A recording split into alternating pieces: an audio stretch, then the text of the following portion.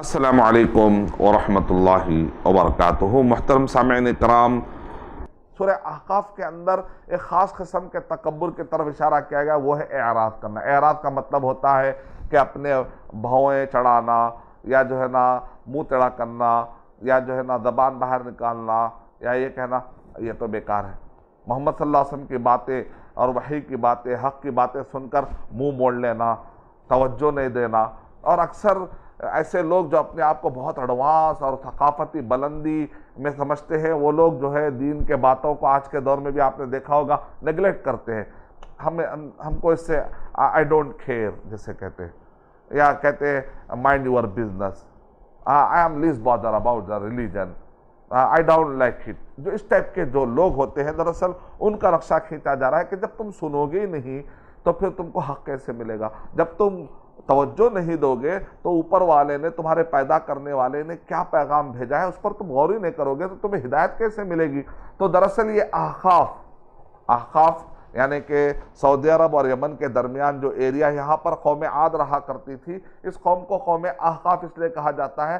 حقف کا مطلب ہوتا ہے جیسے انسان کی کمر ہوتی ہے، تو کمر کیسے ٹیڑھی ہوتی ہے، ویسے جو ہے کروڈ سینڈی ٹریک، یعنی مٹی کے ٹیڑھے جو کرو لیتے ہیں، جیسے کمر کرو لیتی ہے، ویسا ایک ٹائپ کا آپ کو دور سے نظر آئے گا جیسے کوئی کمر ہے۔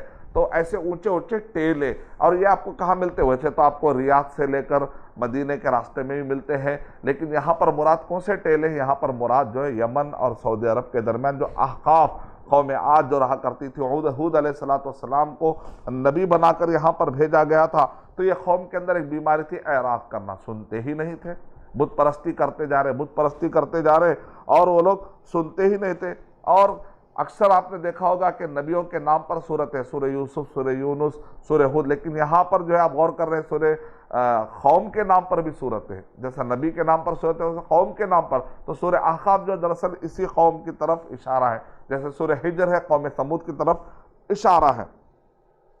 اور نبی سناتے ہیں، یعنی اس کے اندر آپ کو ایک تناقض نظر، آپ کو اس کے اندر ایک متضاد قسم کے جو ہے مثالیں نظر آئیں گی کہ ایک طرف جو ہے نبی سناتا ہے تو جن سن لیتے ہیں، لیکن دوسری طرف ایک باپ سناتا ہے، ایک مثال دی جا رہی ہے گھر کی کہ باپ کہتا ہے اللہ سے ڈرو تو بیٹا کہتا ہے میں نہیں ڈرتا، یعنی کہ باپ کہہ رہا تو بیٹا نہیں سننا جائے۔ اور ہود علیہ السلام نبی کی مثال بھی کیا ہوتی ہے؟ قوم کے لیے ایک باپ کی طرح ہوتی ہے، تو قوم بھی نہیں سن رہی ہے۔ یہ مثالیں دے دے کر سمجھایا گیا، کہا یہ تکبر بھی قیامت کے دن بھاری پڑنے والا ہے۔ تو انشاءاللہ ہم اللہ تعالیٰ سے دعا کرتے ہیں کہ اللہ سبحانہ وتعالیٰ مجھے اور آپ سب کو یہ توفیق عنایت فرمائے کہ ہم مختصر طریقے سے سوروں کے بارے میں کچھ نہ کچھ معلومات اپنے ذہن میں رکھیں۔ آمین وآخر دعوانا الحمدللہ رب العالمین۔ السلام علیکم ورحمۃ اللہ وبرکاتہ۔ اور مزید ویڈیوز کو دیکھنے کے لیے آپ ہمارے یوٹیوب چینل کو سبسکرائب کریں۔ فجزاکم اللہ خیرا۔ الدعوة نور وضاء تجلو ظلمات الحيران، منهج خير الناس جميعا لا يبلى عبر الأزمان.